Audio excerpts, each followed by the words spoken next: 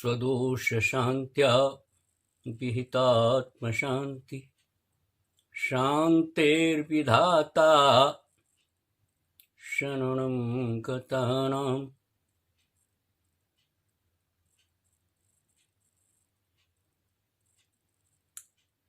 शांतिर्विधाता शरणं गतानां। शांतिर्विधाता स्वदोष शांत्या विहितात्मशांति शांतिर्विधाता शरणं गतानां। भूयात् भवक्लेशभयोपशान्ति भूयात् भवक्लेशभयोपशान्ति। शांतिर्जिनो में भगवान शरण्य।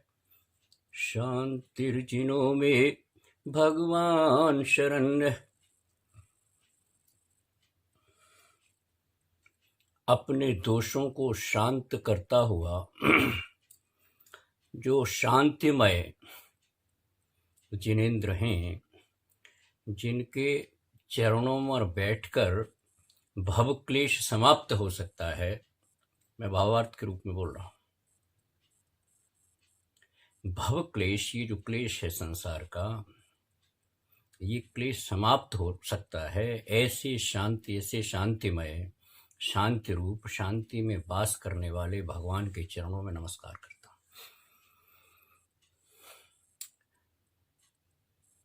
कल अनंत चतुर्दशी थी। जैन श्रावक अपने अपने स्थानीय मंदिरों में जाते हैं, बाहर के मंदिरों में भी जाते हैं और पीतराग की मूर्ति के सामने बैठकर पूजा उपासना करते हैं। और अनंत चतुर्दशी को, जिसको अनंत चौदस कहते हैं अक्सर लोग, लगभग सभी श्रावक मंदिरों के दर्शन करते हैं, भगवान के दर्शन करते हैं। तो कल एक छोटा सा वाक्य बताता हूँ कि मेरे यहाँ मेरे 6 वर्ष की बच्ची है, पोती है।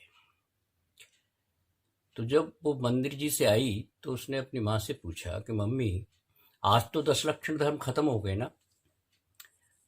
10 लक्षण शब्द से वो लोग चूंकि इतने दिनों से इतने चल रहा है तो उसका उच्चारण साफ है। तो उसने कहा आज तो 10 लक्षण धर्म खत्म हो गए ना मम्मी। तो मम्मी ने कहा हाँ, आज खत्म हो गए। अब मैं तो बच गया बहुत से प्रश्नों से। तो उसने प्रश्न किया कि 10 लक्षण मम्मी होता क्या है। तो मम्मी ने भी बड़ा साधारण सा जवाब दिया जो बच्चा समझ सकता था। वो भगवान जी के मंदिर में जाते हैं ना, इन 10 लक्षणों में भगवान जी के मंदिर जाते हैं और अच्छा बच्चा बनने की कोशिश करते हैं, इसलिए हम ये। तो मुझे मालूम नहीं कि बच्चे की जिज्ञासा खत्म हुई या नहीं हुई कि 10 लक्षण क्या है। और बच्चा उतना शायद अभी उतना समझ भी नहीं सकता, ऐसा हम मान बैठे हैं। जो भी रहा हो, लेकिन 10 लक्षण क्या है ये प्रश्न उसने पूछा और मम्मी ने जवाब दे दिया कि मंदिर जी जाते हैं, हम भगवान जी के चरणों में बैठते हैं या भगवान जी के पास जाते हैं और अच्छा बच्चा बनने की कोशिश करते हैं, यही तो है 10 लक्षण। बच्ची ने भी कहा। अब मैं तो मौन पर था तो मुझे लगा कि मैं तो बचा, क्योंकि मैं बड़ी शास्त्रीय भाषा में बात करता और जब तक हम ये शास्त्रीय भाषा में बात करते हैं, इसलिए नई पीढ़ी थोड़ी सी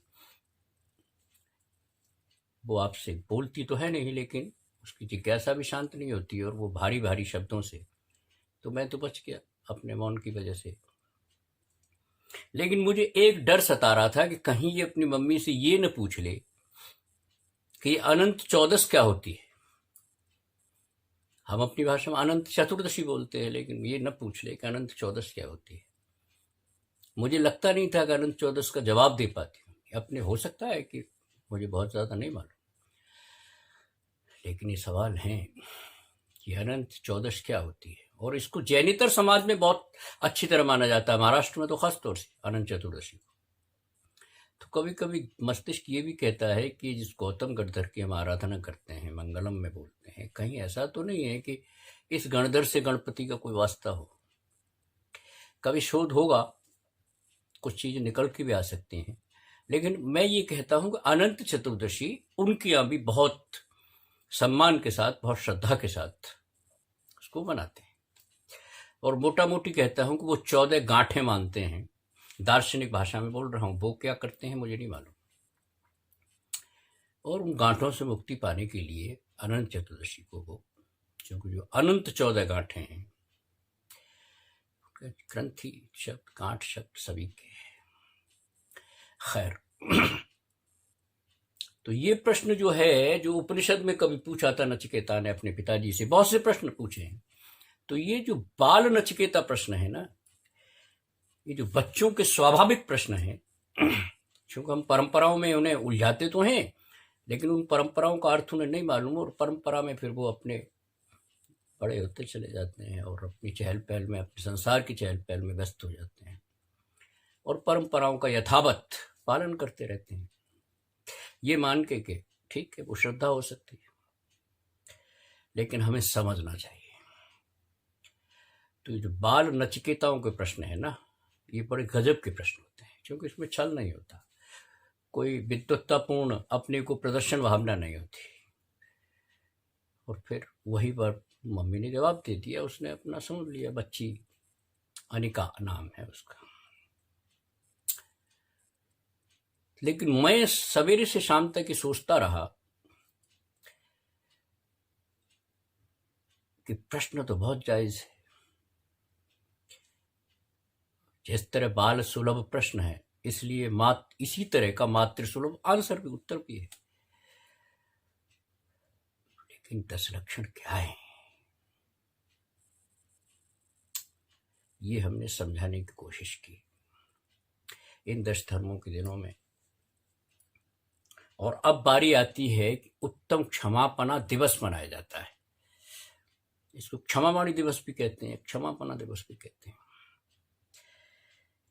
जहां ये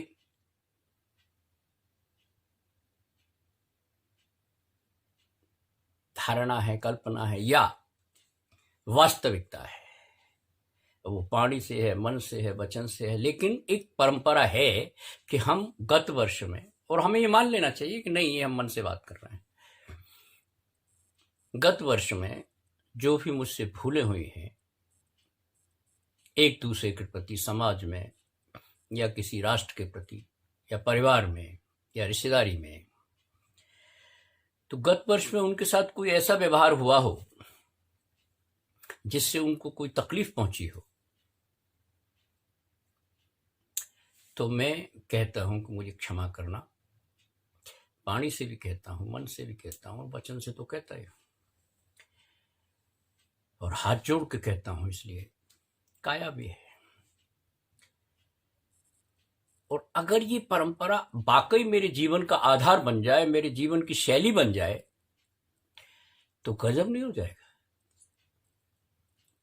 कितना सुखी संसार हो जाएगा। दुनिया भर में ये प्रयास हुए, वो फॉरगिवनेस डे के उस पर नहीं तो फ्रेंडशिप डे है उनके यहाँ, मदर डे है, फादर डे है, लेकिन ज्यादातर उनके यहाँ जो डे है वो केंद्रित थे मनुष्य पर। मैं ऐसा नहीं कहता कि उन्होंने एनिमल डे भी मनाते हैं, वो पर्यावरण दिवस भी मनाते हैं, और आजकल तो एक दिवस और चल पड़ा है, योगा डे।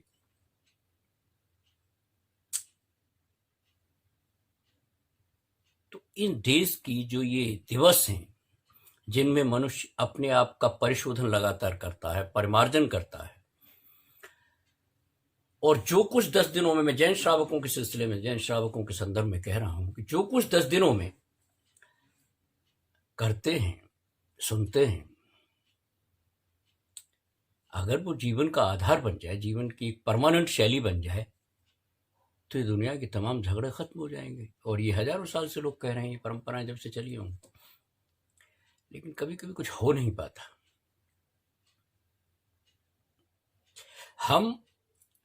हमने 10 धर्मों की चर्चा की, तो हम क्षमा भाव को,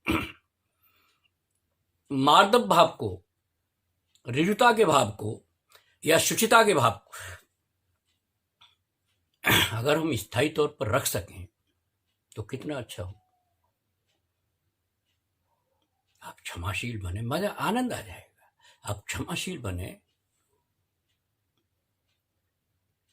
आप में मृदुता हो, आपकी भाषा में, आपकी चाल चलन में, और रिजुता हो। ये जो वक्रता है ना, जो मायाचार ने सारा ये ठगी का इंतजाम कर रखा है, वो न हो, और रिजुता हो, सरलता हो, सीधी सादी बात हो। और जो ग्रीड की वजह से, लालच की वजह से शुचिता हमारी खत्म हो जाती है और हम दुनिया भर के ऐबों में फंस जाते हैं। ये अगर न हो तो कितनी अच्छी बात हो जाएगी। और जैन दर्शन तो बहुत आगे बढ़ा है। और चूंकि प्राकृत भाषा में ये श्लोक है, इसलिए मैं समझता हूं कि परंपरा पुरानी। खम्मामी सभ्य जीवा खमंतु में, मित्ती में सब भूयेसु बैरम मज्जन न कीड़े, बैरम मच्छम न कीड़े। वो मनुष्य तक निर्भर नहीं रहा। उसने कहा खम्मामी सभ्य जीवा, जितने भी जीव हैं इस कायनात में, इस संसार में जितने भी जीव हैं और किसी भी पर्याय में हैं, मैं कहता हूं कि खम्मामी सभ्य जीवा, सारे जीव मुझे क्षमा करें। और सभ्य जीवा खमन तुम्हें, मैं उनको क्षमा करता हूं और सारे जीवों से ये कल्पना वो भी मुझे क्षमा करें, ऐसी मेरी भावना है। खम्मामी सभ्य जीवा खमन तुम्हें। परिणाम क्या निकलेगा? तो घोषणा हो गई कि मिट्टी में सब भूयेसु, सारे संसार में मित्रता स्थापित हो जाए। बैरम मच्छन केड़ई, और बैर शब्द जो है, ये संसार की जो डिक्शनरी में बैर चलता है, द्वेष चलता है, ईर्ष्या चलती है, ये सब खत्म हो जाए। ये सब एक ही संतति की चीजें हैं, तो कितना अच्छा संसार। बैर शब्द अगर संसार की डिक्शनरी में से निकल जाए, या संसार की भाषा में से या चित्त में से खत्म हो जाए, कितना अच्छा हो। जैन आचार्यों ने तो कल्पना की, जैन आचार्यों ने कल्पना की कि ऐसा सोचना चाहिए। और जो भावना के जिक्र आए हैं पिछले दिनों, और हम ऐसा सोचते रहें, समझते रहें, भावना देते रहें, तो कम से कम अपने चित्त की शुद्धि तो हो जाएगी। व्यक्ति के आधार पर ही सही, व्यक्ति से ही शुरू करते हैं, और परिवार पर भी उसके। जैसे कि मेरी बच्ची ने पूछ लिया कि भैया, पोती है हमारी, उसने पूछ लिया कि 10 लक्षण खत्म हो गए, तो कम से कम ये संस्कार तो है कि वो जानती तो है 10 लक्षण शब्द से ही, नाम से ही सही, इतना तो मालूम है कि 10 लक्षण कुछ होता है। तो ऐसे संस्कार अगर पढ़ते रहें, और जैसे कि हम कहते हैं कि हमारे घर में जमीकंद नहीं खाया जाता, और हम अपने किसी भी कॉस्ट पर, कॉस्ट कुछ होती नहीं लेकिन किसी भी कॉस्ट पर संसार की भाषा में हम ये कह दें कि हमारे यहाँ बैर अलाउड नहीं है। मैं जैन हूं, जिनवर के चरणों में रोज बैठता हूं, या यदा कदा भी बैठता हूं, तो हमारे यहाँ जिस तरह से कहते हैं ना कि हमारे यहाँ आलू नहीं है, मध्यमांस का सप्त व्यसन जो है उसका भी 22 जो अभक्ष्य गिने जाते हैं रोजाना आपके दैनंदिन जीवन में, उन अभक्ष्यों का हमारे घर में कोई इजाजत नहीं है, कोई उसका सेवन नहीं करेगा। और कभी कोई एक आवाज आए कि ये जो परिवार है ये बैर रहित है, यहां द्वेष नहीं है, यहां बैर तो है ही नहीं, ऐसा बैर रहित परिवार हो, जैसे कि ये देव दर्शन रोज करते हैं, ये परिवार अभक्ष्य नहीं खाता है, तो अपने अपने उसमें पालन करते हैं सब अपने अपने क्षेत्र में। इसी तरह अगर इस तरह की बात खड़ी हो जाए कि ये जो परिवार है ये बैर रहित परिवार है, यहां बैर करना मना है, बैर रखना मना है,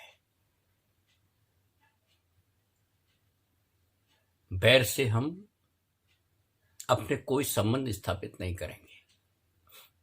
और ऐसे अगर 10-20 परिवार हो जाएं और शादी विवाह भी कुछ ऐसे होने लगे और संस्कार भी कुछ ऐसे, वैसे दुनिया में ये बहुत वैसा कल्पित बता रहा हूं मैं, हो सकता है, लेकिन ये कल्पना साकार भी हो सकती है, पर्टिकुलर तो हो ही सकती है। जैसे इंडिविजुअल एक परिवार ने कहना, कोई चीज कोई शब्द बोलता है सवेरे किसी घृणा के, तो उसको एकदम टोक दिया जाए, नहीं ये हमारे अलाउड नहीं है, इस शब्दावली भी अलाउड नहीं है, अलाउड नहीं, गलत बात है।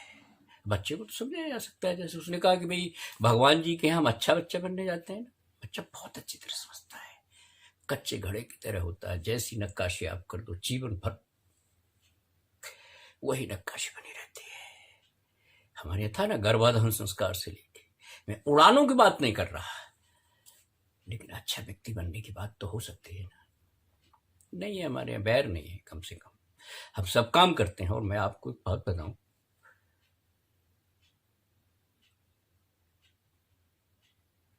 बैर रहित परिवार अगर हो जाएगा तो एक आश्वासन दिलाता हूं, कोई ग्रीड नहीं, कोई लालच पैदा नहीं कर रहा, एक आश्वासन तो मैं आपको दिलाता हूं कि इस भावना में कोई भावना में हो जाए और ऐसा कोई परिवार हो जाए, तो सच्चाई यह है कि लक्ष्मी की कोई भी दिक्कत नहीं है, कोई भी दिक्कत नहीं है। हम जो कहते हैं ना, हम रिस्क नहीं लेना चाहते, और कभी कभी ये भी कह देते हैं कि ये प्रैक्टिकल नहीं है। ये जो बहुएं आती है ना कभी कभी, तो वो कह देती हैं, वो एक लाइन में सब चीजें खारिज कर देती हैं कि ये प्रैक्टिकल नहीं। भाई मैं कहता हूं, मान लीजिए कि जो बाहर से आप किसी नौकरानी का सहारा लेती हैं, कुछ अभ्यास करो, जैसे कि कोरोना में तो सबकी हो गया वो अभ्यास, अपने आप ही हो गया। तो ये कहा जाता था कि प्रैक्टिकल नहीं है, हमें बहुत से काम करने होते हैं, ये है और वो है, ठीक है, कोई दिक्कत नहीं है, ये प्रैक्टिकल नहीं है। तो इसमें भी कहीं ये प्रश्न आ जाए कि प्रैक्टिकल नहीं है, बैर रहित परिवार नहीं हो सकता। मुझे निंदा का तो रस है मेरे पास, निंदा में तो हम जीते हैं, जिलाते हैं। 5 औरतें अगर बैठ जाएं, वो कितनी भी एक बीमार औरत के पास बैठ जाएं, वो बीमार औरत जो है, बीमार महिला जो है, मैं किसी वैसी, वो भी अगर निंदा की बात करने लगे तो वो भी उसमें सम्मिलित हो जाएगी। उसे पता है कि भाई चारपाई से नीचे गिरने का समय आ गया है, लेकिन ना, खैर ये आलोचना की बात हुई, ये कुछ और भी बात आपके दिमागों में पैदा, मैं मस्तिष्क को साफ करने की बात कर रहा हूं। और मैं ये कहता हूं कि एक अनुभव ऐसा आ जाए ना कि बैर रहित परिवार हो। मैं इतनी बड़ी बात कर रहा हूं, मिट्टी में सब भूयसु बैरम मज्जन की नहीं, किसी से बैर नहीं है मेरा, क्योंकि बैर रहेगा, मुझे अपने से अगर अधिक राग है तो बैर भी होगा, और बैर अगर रहेगा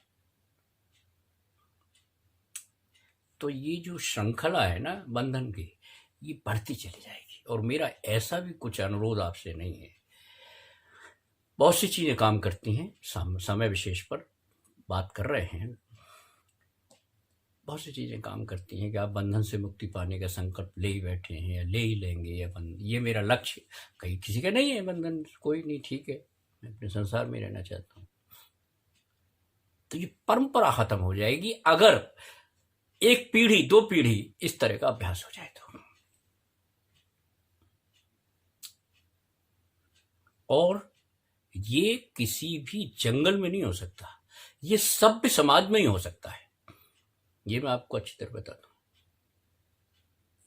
किसी भी जंगल में, क्योंकि वहां अतृप्ति का बड़ा साम्राज्य होता है, चाहे वो पाते कुछ नहीं है, लेकिन अतृप्ति का साम्राज्य होता है पूरा का पूरा, और बहुत छोटी छोटी बातों पर वहां द्वेष, ईर्षा, गुटबाजी, ये सब है वहां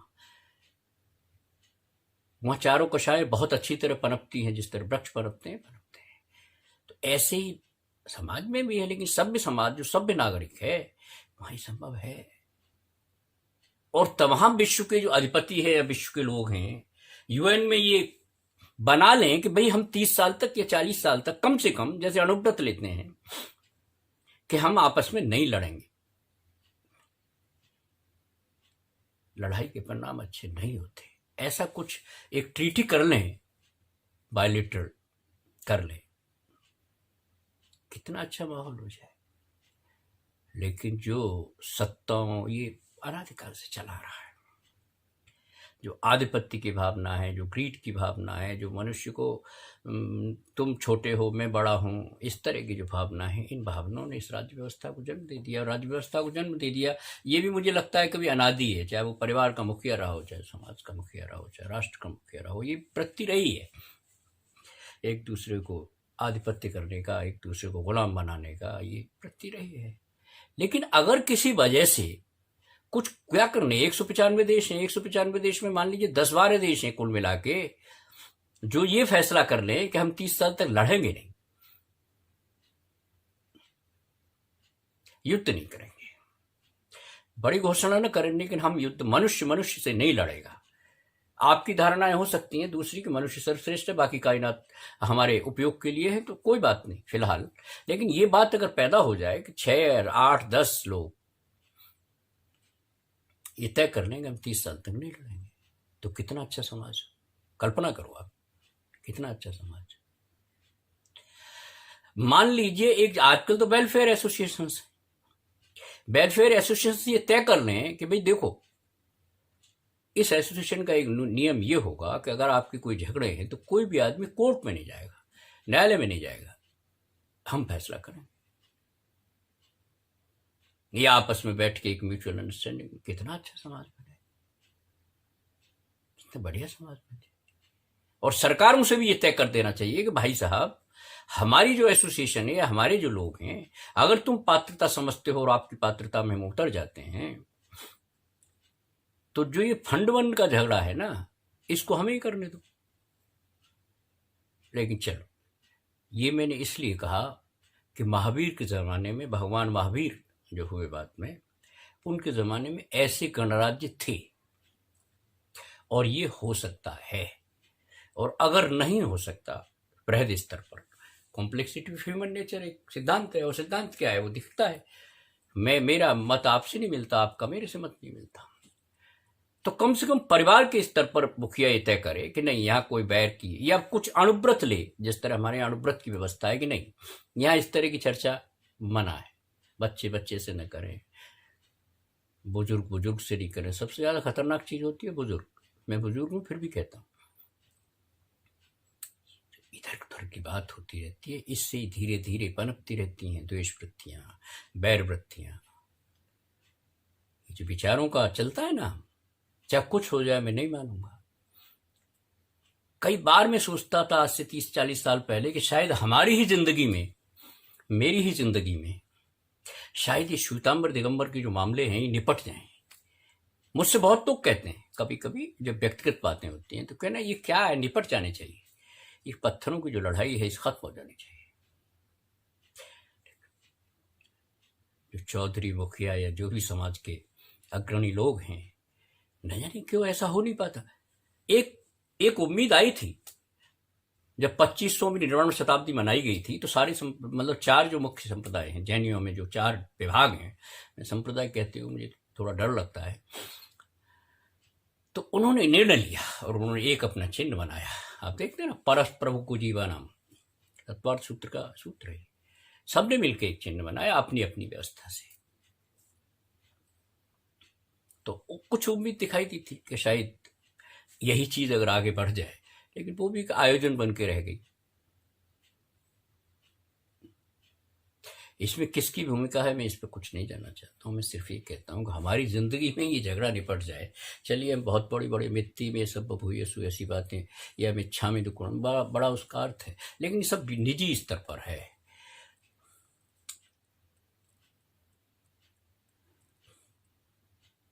क्षमा वीर से भूषणम, अक्सर कहते हैं हम क्षमा माणी पर ये शब्द नहीं कहा, तो और भी आजकल तो चल पड़ा है ना, उस पर व्हाट्सएप वगैरह पर आ जाते हैं मैसेज, मन वचन का ऐसे बड़े अच्छे अच्छे वाक्य आते हैं, और अच्छा लगता है कि इस स्तर पर तो नई पीढ़ी पहुंची है। चलो, उसको याद तो है, और वो फैशन बन जाए, जिंदगी की शैली भी बन जाती है। ये जो संस्कृति बनती है ना, जैसे कहते हैं जैन संस्कृति है, वैदिक संस्कृति है, ये संस्कृति किससे बनती है? ये संस्कार से, और फिर संस्कृत होना, और फिर संस्कृति पूरी की पूरी बन जाती है। ये बड़ा सीधा सा है, संस्कार, संस्कृत और संस्कृति। दो हिस्से उसके एब्स्ट्रैक्ट हैं, तीसरा कंक्रीट है, अगर उसकी भाषा में कहा जाए तो ये जैन संस्कृति हमेशा कुछ इस तरह की रही है कि सहनशीलता की तो रही है, झगड़े में तो ज्यादा नहीं पड़ते, ये बात तो ठीक है। अब मुझे ये भी आंकड़े मेरे पास पूरे नहीं है कि हम मुकदमों में कितने उलझे हुए हैं, लेकिन भगवान महावीर की शासन में भी रहते हुए हमारे आपस में जो मतभेद हैं वो निपटे तो क्षमा भाव, मेरी जो व्यक्तिगत पूंजी है वो सामूहिक पूंजी बन जाए, मैं क्षमाशील व्यक्ति के स्तर पर हो सकता हूं। मेरे कई लोग हैं जिनके वचनों में कोई कुटिलता नहीं पाई जाती, कोई वक्रता नहीं पाई जाती, कोई घमंड नहीं, अभिमान नहीं पाया जाता, वो अच्छे श्रावक माने जाते हैं। मतलब वो अच्छे श्रावक होने चाहिए, माने जाते हैं, नहीं माने चाहते, लेकिन वो अच्छे श्रावक हैं अपने आप में। अगर वो निर्णय करेंगे तो अच्छे श्रावक हैं, ये गुण होने चाहिए, इसमें क्या दिक्कत आ रही? भाई दूसरे भी तो गुण जिनको अवगुण कहते हैं वो लाते फिरते हो ना, तो इसलिए बार बार ये जिक्र होता है ना कि स्वभाव प्रभाव, स्वभाव प्रभाव, तो ये तीन विकृति तो है ही, ये जो विभाव है। तो क्षमा के संदर्भों में बात कर रहे हैं, बहुत ऊंची ऊंची बात भी कर सकते हैं, और ऐसा भी लग सकता है कि आज से अच्छा मुझसे बड़ा क्षमाशील या हमसे बड़ा कोई क्षमाशील नहीं है, हो सकती है बात, लेकिन आकलन भी करना चाहिए। भ्रम अच्छी बात नहीं है, आकलन भी करना चाहिए। अगर मोटा मोटी देखा जाए तो श्वेतांबर और दिगंबरों में कोई बहुत ज्यादा भेद नहीं है, मोटा मोटी देखा जाए। अब विद्वान कहते हैं नहीं साहब आगम मिट जाएंगे, संस्कृति मिट जाएगी, आगम। अब मैं ये तो कहूंगा नहीं कि साहब आप आगम के ठेकेदार है, लेकिन इतना जरूर कहूंगा कि आगम भी ये नहीं कहते, आगम भी ये नहीं कहते कि हम परंपराओं पर लड़ें, जो संस्कृति के हमने कुछ हिस्से इस तरह भेद परक बना रखे हैं उन पर लड़ें, ऐसा आगम भी शायद नहीं कहता है। तो बहुत उदार है आगम, तो है हो जाए तो बड़ी अच्छी बात है। तब हम कहेंगे मैत्री दिवस,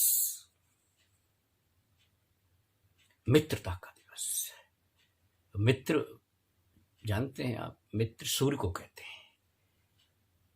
तो सूर्य जब अपनी ऊष्मा, जिससे हमारी जिंदगी चलती है, जिससे हमारा जीवन देता है सूर्य ना, तो अगर सूर्य 1 दिन 2 दिन 10 दिन,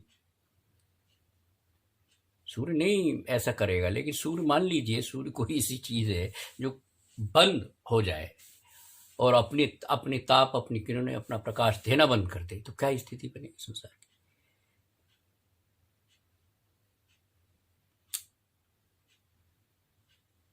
कभी कभी मन में आता है ना कि कितनी चीजें हमें यूं ही मिली हुई हैं और हमारे अंदर कोई भी कृतज्ञता का भाव नहीं जागृत, कोई अहोभाव जागृति नहीं होता।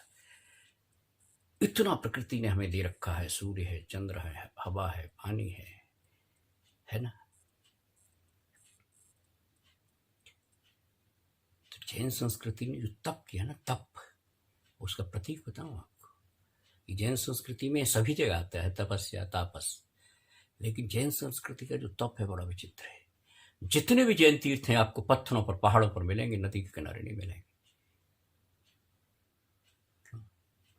ये जितनी नदियां निकलती हैं ना, जितनी भी नदियां निकलती हैं पहाड़ों से निकलती हैं, कभी समुद्र से नहीं निकलती। समुद्र में तो जाके मिलती हैं, तप करके जब हम तरल हो जाते हैं, जब हमारे चिंतन में भाव भर जाते हैं, तो वो जो तरलता है, प्रतीकात्मक रूप में कह रहा हूं, जितनी भी नदियां निकलेंगी पहाड़ों से निकलेंगी, और पहाड़ पर एक बूंद नहीं होगी, फिर भी निकलेंगी, पहाड़ों से ही निकलेंगी। तरीका है, समुद्र ने तो कभी कोई नदी दी नहीं।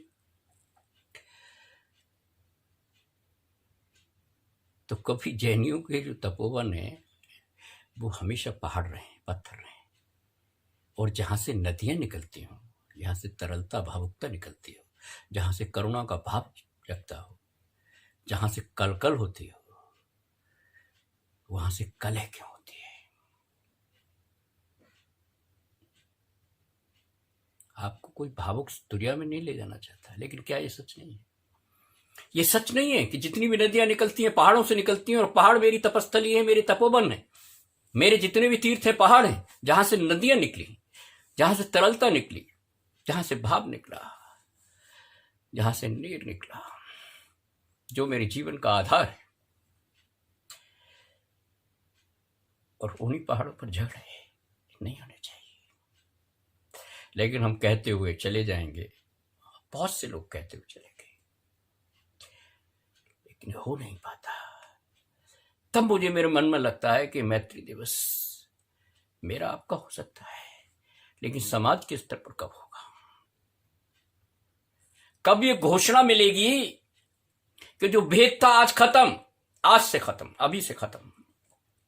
कोई श्वेतांबर दिगंबर इस तरह की बात नहीं है, झगड़े की बात हो। अपना अपने नाम है, मेरा नाम कुछ है, आपका नाम कुछ है, कोई फर्क नहीं पड़ता। आप श्वेतांबर, ठीक है, बड़ी अच्छी बात है, लेकिन भेद नहीं रहेगा। ये नहीं कहा जिनवर ने, ये कभी नहीं कहा जिनवर ने। और महावीर का, हम तो उसी के शासन में, जैनम जयतु शासनम, हम उसके शासन में जीते हैं। तो इस मैत्री भावना को, इस क्षमा भावना को विस्तार दें। और जो हमारे अग्रणी हैं, जिन पर हम श्रद्धा रखते हैं, जिन पर विश्वास रखते हैं, कितने दिनों से चल रहा है खेल। जितने पैसे खर्च हुए होंगे, मैं बहुत सांसारिक बात कर रहा हूं, उतने में 10 विश्वविद्यालय बन जाते, 10 विश्वविद्यालय बन जाते। कितनी ऊर्जा खर्च होती है। और अगर संसार के नक्शे पे भी अगर कभी साहित्य सृजन होता रहता है पत्रिकाओं के माध्यम से उसके, तो उसमें ये तो आता है कि श्वेतांबरों में और दिगंबरों में झगड़ा चलता रहा, और काय को लेकर चलता रहा, कहने गिरनार का या शिखर जी का या जो भी पर्वत हैं, ये तो हमारी निगाहों में है 2-4 बातें। लेकिन बहुत से झगड़े स्थानीय मंदिरों पे भी है। मक्षी पार्श्वनाथ में बहुत दिन मंदिर, बहुत दिन ये झगड़ा चला।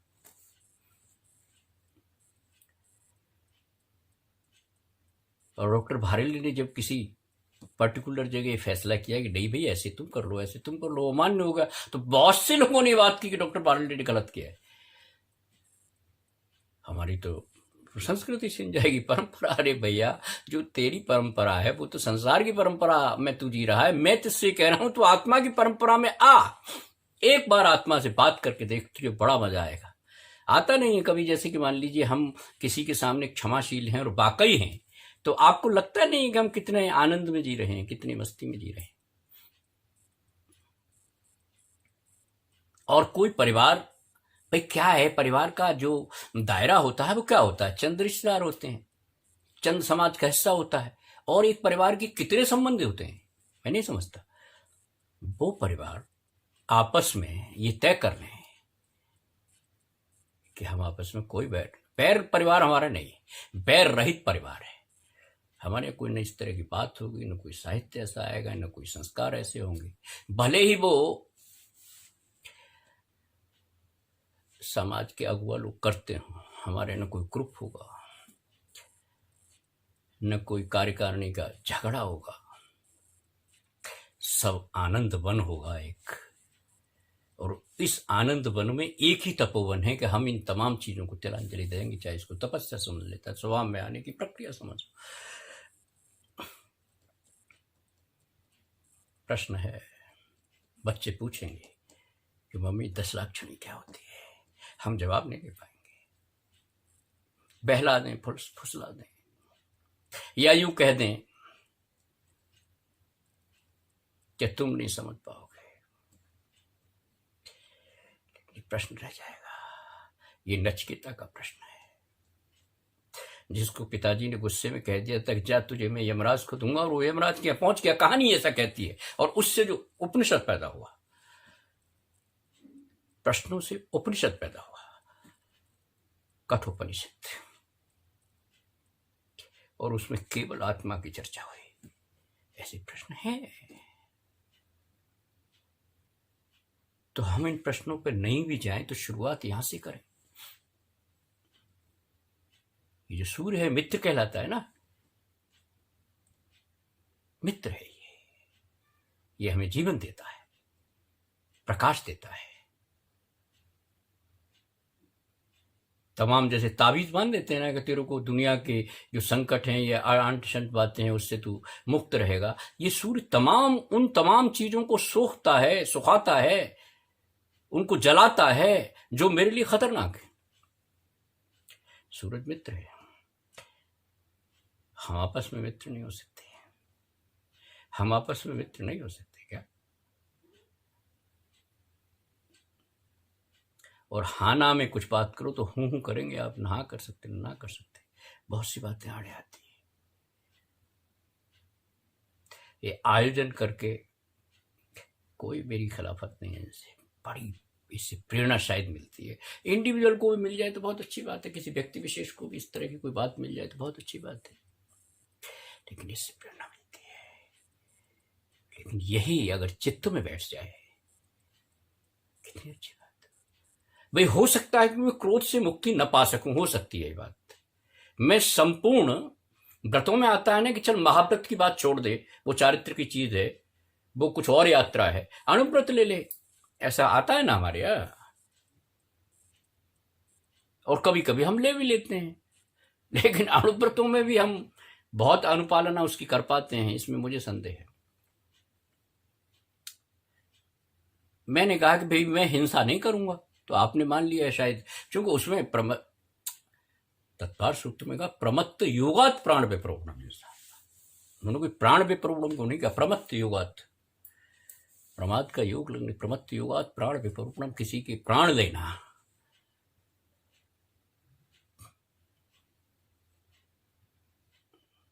आत्मा अनंत प्रदेशी है,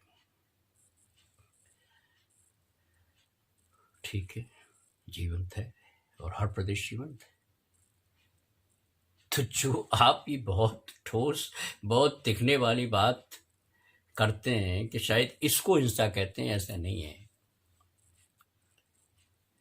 किसी व्यक्ति की मजबूरी का फायदा उठा के आपने उसका धन का हरण किया, जैसे कि गिरवी बट्टा करने वाले लोग ज्यादातर करते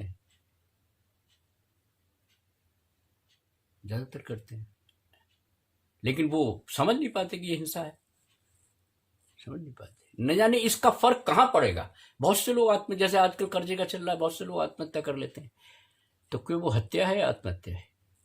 समाज में अगर ये व्यवस्था न हो, देखिए अग्रवाल समाज में क्या हुआ।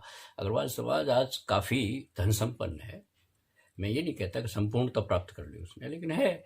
चूंकि महाराज अग्रसेन ने एक बात बनाई कि भैया देखो, चुपचाप अगर किसी अग्रवाल भाई पर कोई ऐसा संकट आ जाता है जिससे उसका जीवन यापन मुश्किल हो जाता है, तो कभी अंधेरे में, अंधेरे का मतलब यह है कि बहुत गुप्त तरीके से आप उसको 1 रुपया और 1 ईंट इसका इंतजाम करो, कुछ नहीं, फिर खड़ा हो जाएगा। क्षमता तो है, मेरे वंश का है वो।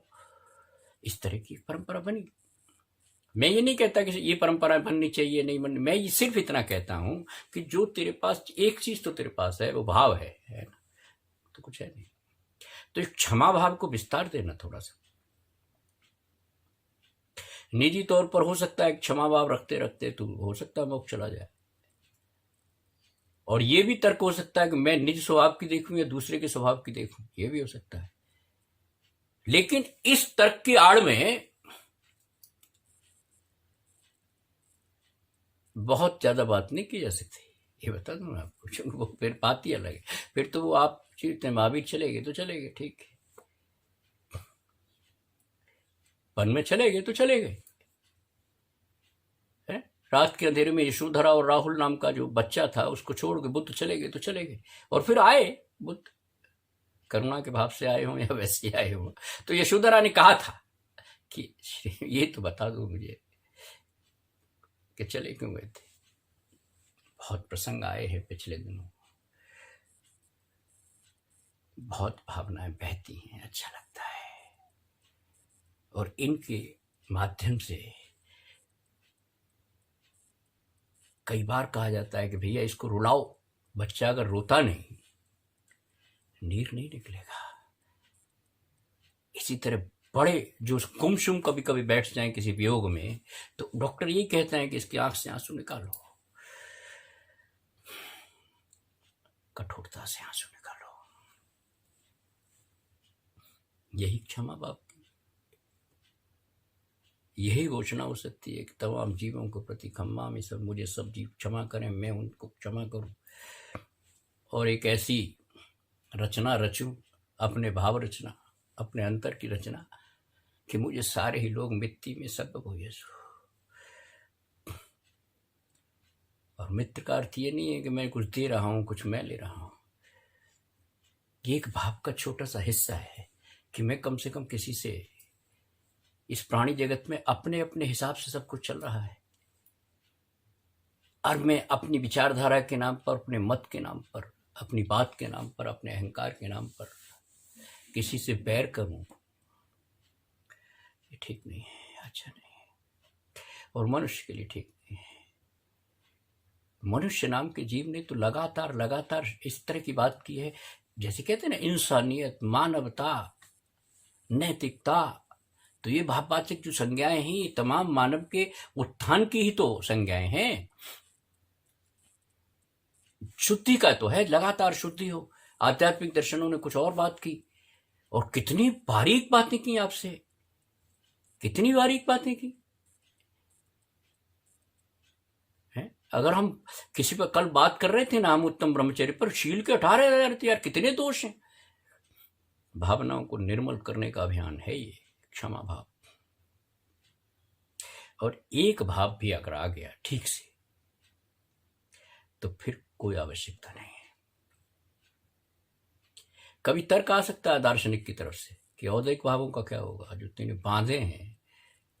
मैं आपको वायदा करता हूं, मतलब जिनवाणी को साक्षी रख के बात कर, औदैहिक भाव जो, मान लीजिए औदैहिक भाव संक्लेशित भी है, और मैं ऑब्जर्वर बन जाता हूं कि ये आएगा, और उसमें कोई एक्शन रिएक्शन नहीं करता, बंद हो जाएगा। उसको पोषित तो मैं ही करता हूं ना। तभी तो कहा है क्षमा भाव धारण कर बाकी भावों की क्यों चिंता करता है। ये चलते रहेंगे, औपशमिक उपशम चाहे फिर परम, ये चलते रहेंगे। लेकिन अभी तो भावों की, तू समझ गया ना भाव क्या है, तो भाव की अभी तो संभाल कर। और उत्तम क्षमा से, क्षमा से भी, क्षमापना से भी। ये क्या है क्षमापना का मतलब? ये कोई वाणी का विषय नहीं है। ये क्या है कि सब लोग क्षेम से रहें, सब लोग कुशलता से रहें, समाज अच्छा बनता है, ऐसी भावना है। बाकी चीजें तो मैं नहीं कर सकता, लेकिन भावना तो ये कर ही सकता हूं, और भावना को स्थापित भी कर सकता हूं, भावना के सानिध्य में भी जा सकता हूं। ये इतना तो हो सकता है। तो कोई बैर रहित एक ऐसी चीज बन जाए जहां बैर ना हो, जहां किसी तरह का किसी से मनमुटाव हो जाते हैं। पिछले दिनों जब मैं कभी कभी देखता था आंकड़े, तो उसमें तलाक के आंकड़ों में जन समाज का कोई बहुत बड़ा रोल नहीं था। इक्का दुक्का कभी कोई बात, कोई धोखे धपड़े की आ गई हो, कोई दहेज वहेज को लेके आ गई हो, लेकिन तलाक के किस्से जन समाज में नहीं हुआ करते थे। मैं आंकड़ों के हिसाब से बता सकता हूँ, क्योंकि ये सब अवेलेबल हैं, कोई दिक्कत तो है नहीं। लेकिन अब तलाक के मामले बढ़ गए। अब आप कह सकते हैं कि पॉपुलेशन बढ़ गई तलाक के, ना, आपकी सोच के तरीके बढ़ गए। ये जो सोच की संख्या है ना, उसमें विकारों की जो संख्या है वो बढ़ गई। सोच तो वही था, लेकिन उस सोच में जो विकार की थी, द्वेष की थी, ईगो की, अहंकार की थी, I amness, I am right, boss is always right, इस तरह की जो बात पैदा हुई और ये संस्कृति का हिस्सा बन गई। ये पति पत्नी को जिन्होंने साथ वायदे किए थे, आपस में किए थे ना, हम जानते नहीं है, लेकिन किए थे, और अग्नि के समक्ष किए थे।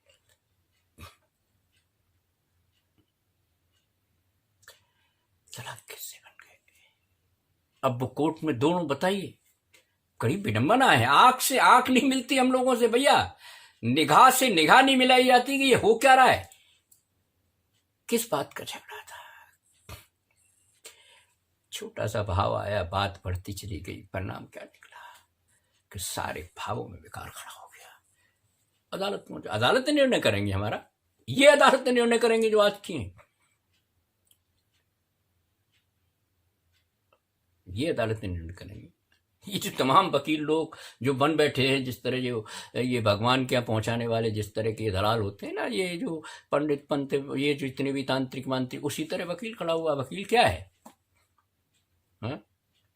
एक कोर्ट का एक प्रोसीजर है जो अंग्रेजी व्यवस्था ने तय किया था, उस प्रोसीजर को वो जानता है, बस इतना है वकील। और कोई वकील न्यायाधीश है क्या? और जो न्यायाधीश है, न्याय पर कोई, क्योंकि सवाल दूसरे खड़े हो जाएंगे। लेकिन मेरा यानी जैनी का केस, जैनी तो ऑनरेरी मजिस्ट्रेट सबसे ज्यादा ब्रिटिश गवर्नमेंट में थे, सबसे ज्यादा थे जैन। कोई गौरव की बात नहीं कर रहा, लेकिन ये फैक्ट है। ऑनरेडी मजिस्ट्रेट बना दिया जाता था। ऑनरेडी मजिस्ट्रेट इसलिए बना दिया जाता था कि ये न्याय करेंगे। बहस तो वकील कर ही रहा है, उसमें से ढूंढेंगे एक न्याय। ऑनरेडी मजिस्ट्रेट थे बहुत से मामलों में, अभी तक थे लोग ऑनरेडी मजिस्ट्रेट। वो लिखते भी थे ऑनरेडी मजिस्ट्रेट। तो जो न्याय के लिए जैन होना ही पर्याप्त था। जैन की गवाही अंग्रेजी हुकूमत में बिल्कुल चश्मदीद मान ली जाती थी कि हो गया, बस अब न्याय हो गया, क्योंकि जैन झूठ नहीं बोलता। ऐसी थी। और एक पर्टिकुलर कौम के लिए कहा था अंग्रेज ने, एक अफसर ने, कि ये कौम कभी न्याय नहीं कर सकती। एक कौम के लिए कहा था ऐसा कि ये नहीं न्याय कर सकते। महाराष्ट्र का किस्सा है, मामला है, इस पर बड़ा एक बात भी चली। जैनियों के लिए तो बहुत श्रद्धा थे। ये तमाम सर सेठ राय साहब गिनती गिन लेना, बहुत जैनियों को थी उन्होंने। मैं कोई ऐसा नहीं कह रहा कि अंग्रेजी हुकूमत ने दे दिए तो आप में पात्रता आ गई, लेकिन बड़ी आदर की दृष्टि से देखते थे। एक नैतिक कौम है ये। और वही जाति अगर कहीं चली जाए कोर्ट में तलाक लेने, और पति पत्नी, कमाल है यार, जिसके बच्चे भी, ये संख्या बढ़ी है। क्यों बढ़ी है? तो रोज 10 धर्मों की बात करते हैं, कभी मंदिर की बात करते हैं, नैतिकता के जितने आयाम है उन पर खूब चर्चा हम करते हैं, लेकिन चर्चा करते हैं, चर्या नहीं करते। झगड़ा ही चर्या का। अंत में रखा ना चर्या, अगर नहीं तो पहले रख देते क्षमाचर्य। क्या दिक्कत थी? शब्द ही तो बदल रहा था। उत्तम क्षमाचर्य, उत्तम मार्दवचर्य ना। उन्होंने कहा पहले तो इस प्रोसेस से गुजर जा, समझ जा, उसके बाद चर्या की बात आती है। तो हमने चर्चा तो बहुत की, लेकिन चर्या में नहीं आया, आचरण में नहीं आया।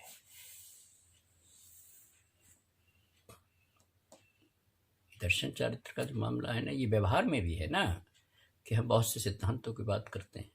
तो मैं आप क्षमा भाव के दिन बहुत ज्यादा विस्तृत बात नहीं करूंगा आपसे, करने की बात भी नहीं, लेकिन इस भाव में मजा बहुत है, ये बताऊंगा आपको। बहुत सी चीजों से आप बच जाते हैं। ये जो सवेरे से शाम तक कूड़ा करकट हम छांटते रहते हैं, कूड़े में से कूड़ा, फिर कूड़े में से कूड़ा, फिर जो छांटने कर रहे हैं, ये शॉर्टिंग जो हम करते रहते हैं सवेरे शाम तक 5, 7, 10 भावों में ही, अगर क्षमा भाव अगर आ जाता है तो ये भाव अपने आप विदा। नपुंसक है ये भाव, इनकी कोई मतलब नहीं है, इनमें कोई भी संतति करने का कोई कारण ही नहीं है। ये तू है जो राग द्वेष करके उनको बल देता है, वरना ये तो किन्नर है भाई, नपुंसक है। इनमें कोई संतति पैदा नहीं हो सकती अगर तेरे भाव की अपनी ताकत है तो। और ये कोई भाषा नहीं है, कोई भाषण नहीं है। मैं तो कहता हूं कि कभी भाव में जाना। कितने निश्चिंत बैठी है मूर्ति। हम देखो मूर्ति कला का भी कमाल नहीं है, जीवंत बिल्कुल। कितनी है, कितनी निश्चिंत बैठी, कोई परिग्रह नहीं है, न भाव की परिग्रह है, न द्रव्य की परिग्रह है, न बाहर की परिग्रह है, न अंदर की परिग्रह है। ऐसे निर्ग्रंथ के हम दास हैं। वीर शासन जयंती मनाते हैं ना भैया, उसके नाम पर तो हमारे वीर संबत है, हमें स्मरण में नहीं आती है बात। पत्थर मारे, कीलें ठोकी, न जाने क्या क्या किया, लेकिन ये धीर वीर पुरुष थे भाई, गजब के लोग थे, जिनको हम उपसर्गों की संज्ञा देते हैं। कितने उपसर्ग झेले हैं, उनकी भाषा में नहीं बोल रहा हूं, झेले हैं। लेकिन हमें लगता है कभी कभी, फिर भी निश्चित है। तो हम बैर का त्याग नहीं कर सकते। ये जो बैर है इसको त्याग नहीं कर सकते। नहीं, मैं घर में भाई भाई से नहीं लड़ेगा, इतना ही कर लो ना, भाई भाई से नहीं लड़ेगा। किसने किसका क्या लेना क्या देना। और आजकल तो सबकी सेपरेट अलग अलग व्यवस्थाएं, सब स्थापित लोग हैं, अस्थापित भी हैं। तो क्या झगड़ा है, एक बड़ा भाई छोटे भाई की मदद भी कर देगा तो क्या फर्क पड़ेगा, मेरी समझ में नहीं आता। उलझे हुए हैं, ऐसी गंदी गंदी गांठों में उलझे हुए हैं, ये रंग जाता ही नहीं। कबीर कहता था कि जैसे कि तस दर्दीनी चुनरिया, ये है जीवन का खेल। इस पर दाग नहीं लगने दिया मैंने। अगर कोई खुदा, कोई भगवान, कोई ईश्वर, कोई अल्लाह कुछ होगा तो मैं निगाह से निगाह मिला के बात कर दूंगा कि जैसी तैसी तूने दी थी ना ये चुनरिया, ये शरीर जो करता मानते हैं ईश्वर, जैसे कि तस धरती चुनरिया। आत्मा के संदर्भ में भी ऐसा ही होना चाहिए, जैसी है वैसी ही रखूंगा, कोई विकार नहीं आने दूंगा। ये निर्ग्रंथों ने किया।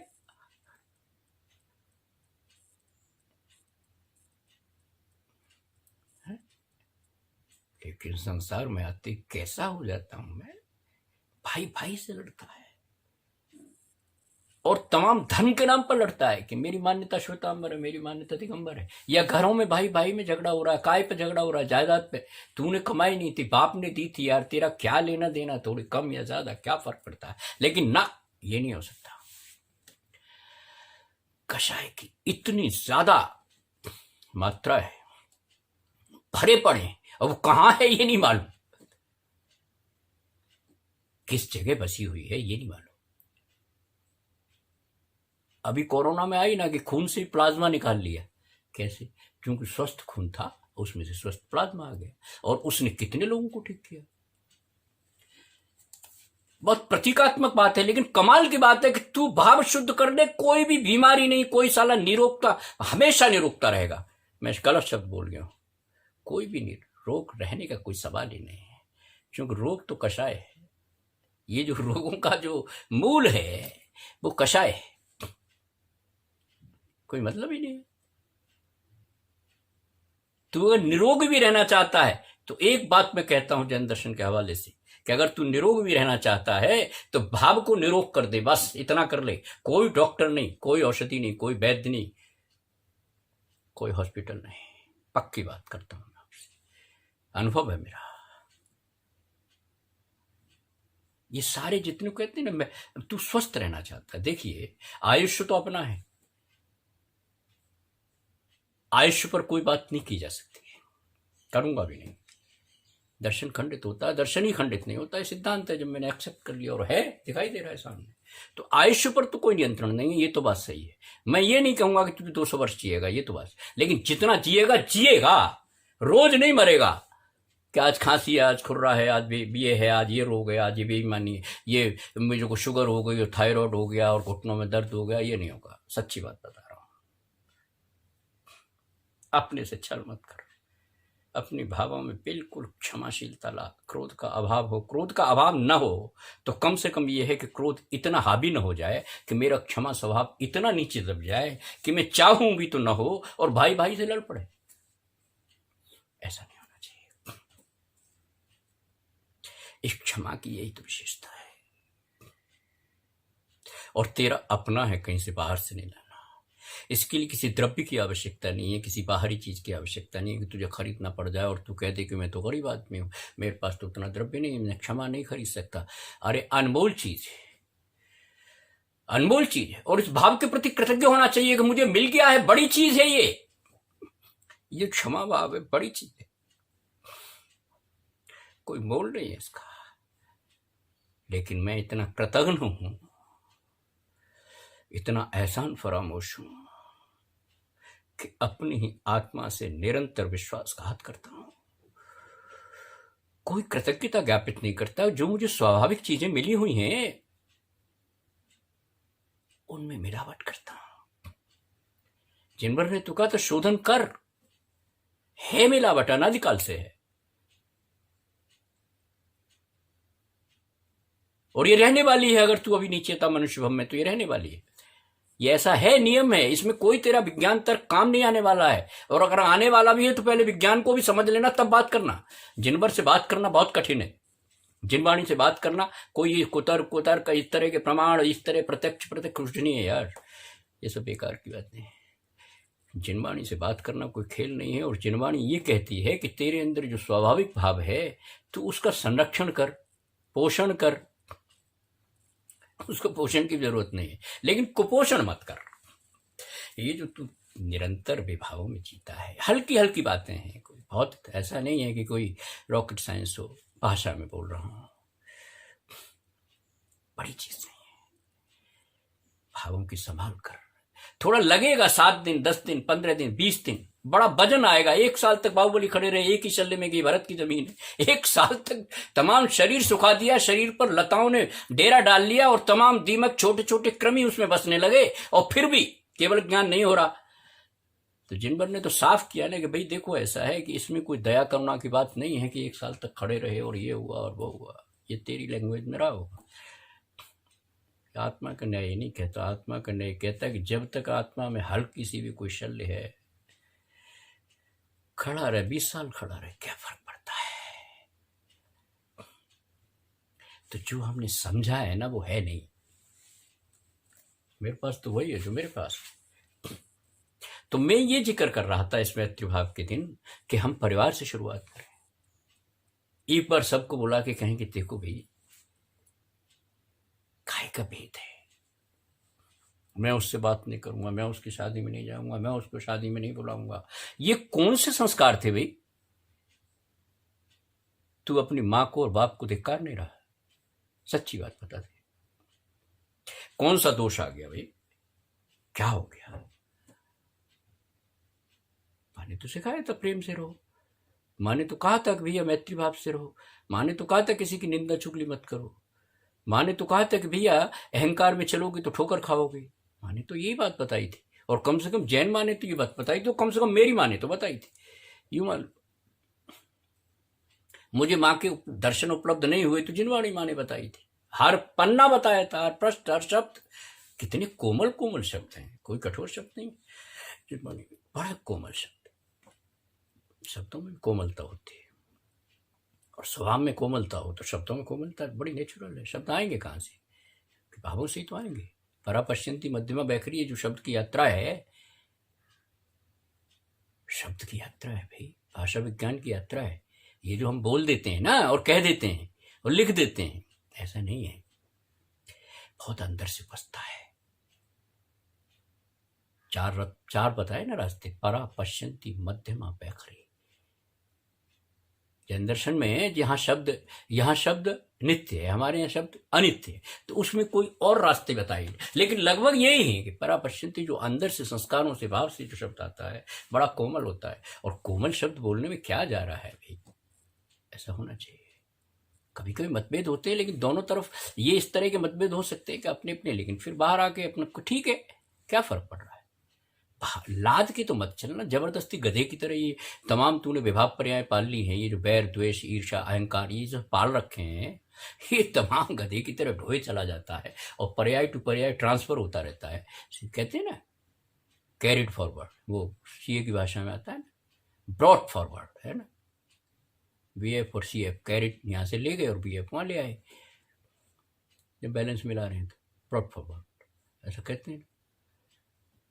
तो ये जो ब्रॉड फॉरवर्ड है जो लगातार, ये तू क्यों कर रहा है अपने भावों के बाजार में, अपने भावों के खाते में?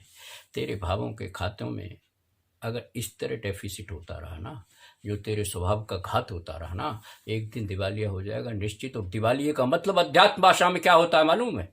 दिवालिये की भाषा में, अध्यात्म भाषा में ये होता है कि तू निगोदिया बनेगा, जहां न तेरे पास सोचना है, न समझना है, न क्षेत्र है। तिर्यंच में कभी कभी सोचता है, लेकिन तेरे पास क्षेत्र भी नहीं है, साधन भी नहीं है, कर भी कुछ नहीं सकता। कुत्ता मान लो कुछ सोच भी लो, और शेर मान लो कुछ भव्य सोच भी ले, कर क्या लेगा? तेरे पास तो सब कुछ है। तो ये जो अपने खाते में दिवालियापन है, जो भावों का दिवालियापन है, एक दिन तुझे निगोद में ले जाके पटक देगा। और मान लेना इस बात को। देख रहे हैं ना हम कायनात को, हम देखते हैं ना, चींटी से लेकर हाथी तक कम से कम हमने देखा है ना। कितनी मजबूरी है, वो हम देख के अपना मनोरंजन कर रहे हैं, उसको एनिमल की उसमें रख के रट रहे हैं। ये शेर है, ये हाथी है, इसका स्वभाव ये है, ये खाता है, ये भौंकता है, ये चिंगाड़ता है, ये दहाड़ता है, इस तरह की भाषा रट भी ले, क्या फर्क पड़ेगा? तू तो मत भौंक, तू तो मत चिंगाड़, तू तो मत दहाड़। ये तिर्यंचों की तरह जो कर रहे हैं, दहाड़ना, चिल्लाना, चीखना, एक दूसरे पर हिंसक भाव का प्रदर्शन करना, सब बेकार की बात नहीं। इसलिए सीख यही है, मानिए मत मान वो अलग बात है। सीख यही है, क्षमा भाव की बड़ी ताकत है। इसलिए बैर रहित हो, ईर्ष्या रहित हो, बैर रहित हो, कोई किसी से कोई मतभेद नहीं है। तो थोड़ा बहुत तो चलता है, लेकिन हमारे केसेस कोर्ट में चले जाए, तलाकों में चले जाएं, और कोई पराया जिसका कोई हमारी संस्कृति संबंध नहीं है वो निर्णय करे, शर्म की बात, बहुत शर्म की बात। तो मैं तो कभी कभी यही सोचता हूँ, हो सकता है मेरा ये आकाश कुसुम की तरह सोच हो, फिगमेंट ऑफ इमेजिनेशन हो, कल्पना लोक में हो, कि ये श्वेतांबर दिगंबर को मेल क्यों नहीं आते। मेरा कोई ये नहीं है कि परिवार बढ़े घटे, लेकिन ये जो दिमागों में चलता है, ये जो भाव श्रृंखला, ये भाव जो परिवार खड़ा कर दिया है कुभावों का विभागों का, ये मिटना चाहिए। मैंने इसीलिए कहा पत्थर से नदी निकलती है, निकालना उस नदी को, बहुत दिनों से निकलने को उत्सुक है, क्यों पत्थरों पर खड़ा हुआ है, क्यों वो जबरदस्ती के बांध लगा रखे। निकाल एक बार, तरल हो जा तरल, द्रवित हो जा, कोमल हो जा, सरल हो जा। तो चार बातें तो हैं, और ये तमाम सरलता, जो चीजें हैं, शुचिता, सरलता, सहनशीलता, यह मृदुता, ये कहीं बाहर से थोड़े आ रहे हैं। और बहुत सौभाग्यशाली हैं हम कि हमें समझाया गया है, और ये समझने जैसी चीज है। हम बहुत सौभाग्यशाली हैं।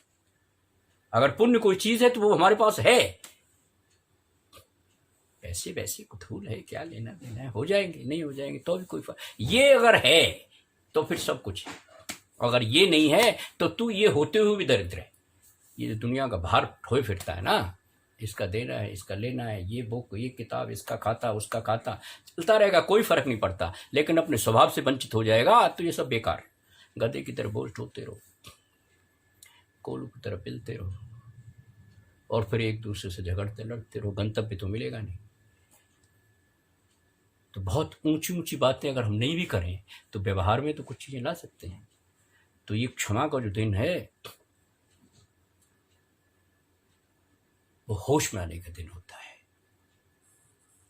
घोषणाएं बड़ी बड़ी न करें, आयोजन भले ही बड़े बड़े न करें, इवेंट हो या न हो, यहाँ सभापति उपसभापति शिलान्यास करता वर्ता ये सब न हो तो भी कोई बात नहीं है।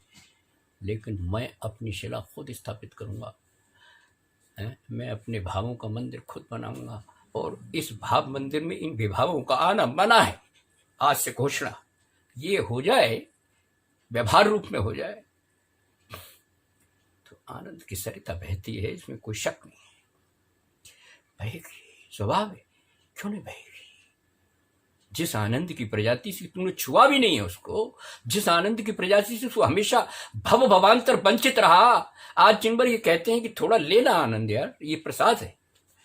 मंदिर में जैसे प्रसाद मिलता है ना, हम अपने ही मतलब की चीज का प्रसाद बना के और ग्रहण करके ये समझते हैं कि भगवान का आशीर्वाद है। भ्रम है, आशीर्वाद तो कुछ और है। जो नानक ने दिया, कबीर ने दिया, ईसा ने दिया, बुद्ध ने दिया, महात्मा ने, हमारे पास तो जिनवर भी है। हमारी जो पूंजी है वो तो जिनका शासन है भाई, हम जिनवर के शासन में। तो कैसा बैर, कैसा क्रोध, क्षमाशीलता को प्रश्रय दें। इस भाव को थोड़ा सा स्वागत करें, इसका क्षमा के भाव का। और स्वागत भर करने से, स्वागत की तैयारी भर करने से अगर तुझे आनंद ना आ जाए तो कसम चिन्वाणी की,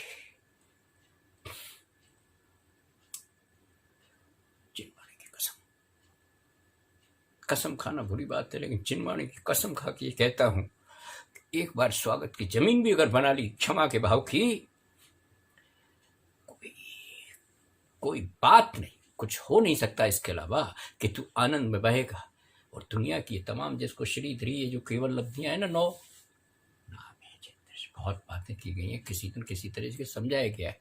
ये 9 लब्धियां तेरे चरणों में पड़ी हैं, गारंटी है इस बात की, जिनवाणी माँ के आश्रय से कह रहा हूं मैं। एक भाव को स्थापित कर ले, मैत्री भाव को, क्षमा भाव को, क्षमापना को। दूसरे लोग कुशल क्षेम से रहें, ऐसी जो रोजना आती है ना, जिसने राग द्वेष कामादिक जीते सब जग जान, उस जिनवर के चरणों में बैठ के फैसला ले। रोजाना जो भगवान के कभी कभी विकार ऐसा होता रहता है, ये गड़बड़ चलती रहती है, लेकिन सवेरे जब देव दर्शन करता हो या देव दर्शन न करता हो तो भावों का मंदिर बनाता हो, उसमें फैसला कर लेगा आज के दिन कुछ इस तरह से काटूंगा, रोष नहीं होगा, तोष नहीं होगा, स्वभाव में जीने का यत्न करूंगा। तो खैर, बातें होते होते बहुत बड़ी हो जाएंगी। मैं तो सिर्फ ये कहता हूँ, क्षमा भाव का संभाल कर, इस क्षमा भाव में बहुत सी चीज़ें छिपी हुई हैं, पहला भी है और अंतिम भी है। ये पहला भी है और अंतिम भी है। उत्तम क्षमा से शुरुआत करके क्षमापना है, चर्या है, क्षमा की चर्या है।